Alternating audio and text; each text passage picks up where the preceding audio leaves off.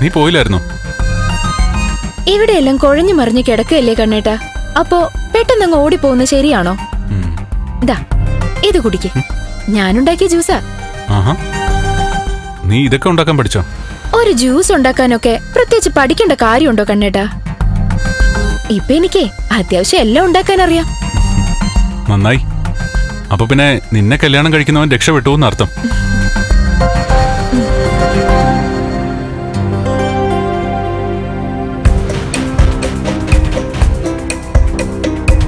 ഇനിയിപ്പോ എന്നെ കൊല്ലാനും തളർത്തി കിടത്താനും ശ്രമിക്കില്ല എന്ന് കരുതാം.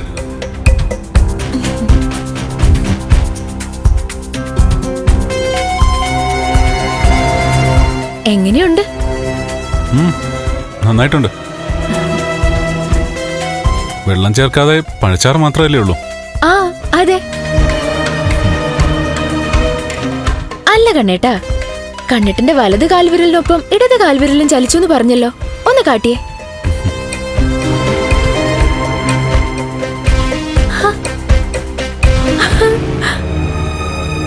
കാൽപാദവും ചലിപ്പിക്കാൻ പറ്റുന്നുണ്ടല്ലേ? കാൽപാദം ശരിക്കങ്ങോട്ട് ചലിപ്പിക്കാൻ പറ്റുന്നില്ല. കാൽവിരലുകൾ ചലിക്കുന്നുണ്ട് നന്നായിട്ട്. പ്രതീക്ഷയുണ്ടല്ലേ എത്രയും പെട്ടെന്ന് എഴുന്നേറ്റ് നടക്കാൻ പറ്റുമെന്ന്? ആ, അങ്ങനെയാ തോമസ് സാർ പറയുന്നത്. എങ്കിലും ഒരു 10% ചാൻസ് ഇപ്പോഴും ഉള്ളൂ. 10% അല്ല കണ്ണേട്ടാ, ഞങ്ങളുടെ ഒക്കെ പ്രാർത്ഥന കണ്ണേട്ടന്റെ കൂടെയുണ്ട്. അതുകൊണ്ട് 10 എന്നുള്ളത് 100% ആവും. നിന്റെ നാവ് പൊന്നാവട്ടെ. ഇനിയിപ്പോ കണ്ണേട്ടന്റെ എല്ലാ കാര്യങ്ങളും നോക്കി ഞാൻ ഇവിടെ ഉണ്ടാവും. മനസമാധാനം മൊത്തം അവര് കളഞ്ഞില്ലേ? അതുകൊണ്ടിപ്പോ കണ്ണേട്ടനോട് മിണ്ടാനും പറയാനും ഒക്കെ ആരെങ്കിലും എപ്പോഴും അടുത്തു വേണം. പറയുമ്പോ ഒന്നും തോന്നരുത് കണ്ണേട്ട. ഒരാള് നമ്മുടെ ജീവിതത്തിലേക്ക് വരുമ്പോ അതുവരെ സ്നേഹിച്ചവരെല്ലാം പാടെ തള്ളി കളയരുത് കണ്ണേട്ട. അങ്ങനെ തള്ളിക്കളഞ്ഞതിന്റെ ഫലം എനിക്ക് കിട്ടി. വിഷപ്പാമ്പെന്നൊക്കെ കേട്ടിട്ടേ ഉള്ളൂ. ഇവിടെ തനി രാജവെമ്പാലയാ. വിഷപ്പാമ്പുകളെ തിരിച്ചറിഞ്ഞവനാടി ഞാൻ. പിന്നെ നീ കൂടുതലൊന്നും പറയണ്ട. ഇനിയിപ്പോ ഒന്നും ആലോചിക്കേണ്ട കണ്ണേട്ട. ജീവിതത്തില് കണ്ണേട്ടന് നഷ്ടപ്പെട്ടതൊക്കെ നമുക്ക് തിരിച്ചു പിടിക്കാൻ പറ്റും. എനിക്കൊരു കല്യാണം വേണ്ടാന്ന് ഞാൻ എല്ലാരോടും പറഞ്ഞതാ.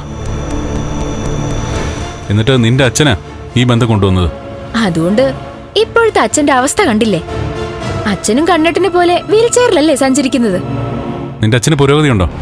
ആ, ഇപ്പൊ 1-2 തവണയൊക്കെ ആയിട്ട് കയ്യെ പിടിച്ചെഴുന്നേറ്റായിരുന്നു. പക്ഷേ നടക്കാനൊന്നും പറ്റുന്നില്ല. അത്രയും ഇമ്പ്രൂവ്മെന്റ് ഉണ്ടല്ലോ. തോമസ് സാറിന്റെ ചികിത്സയല്ലേ ഇപ്പോഴും? ആ, അങ്ങനെ കിടന്ന് ചികിത്സിക്കാനൊന്നും പോകുന്നില്ല. അദ്ദേഹത്തിന്റെ മരുന്നാ കഴിക്കുന്നത്. പുരോഗതി ഉണ്ടെങ്കിൽ അത് വീണ്ടും കഴിക്കണം. തോമസ് സാറ് ഒരു സിദ്ധനാ.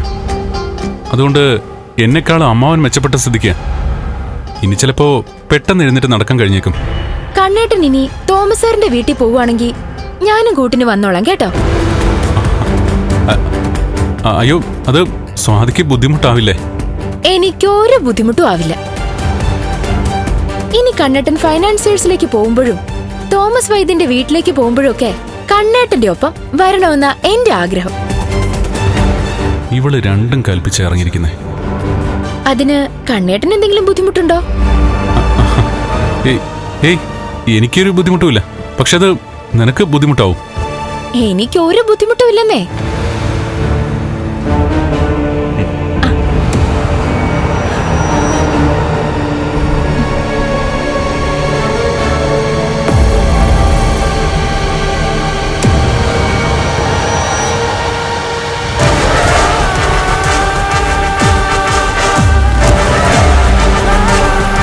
അയ്യടാ, മഹി എന്റെ ജീവിതത്തിലേക്ക് വരുന്നതിന് മുമ്പ് ഇവൾക്ക് എന്നെ പുച്ഛമായിരുന്നു.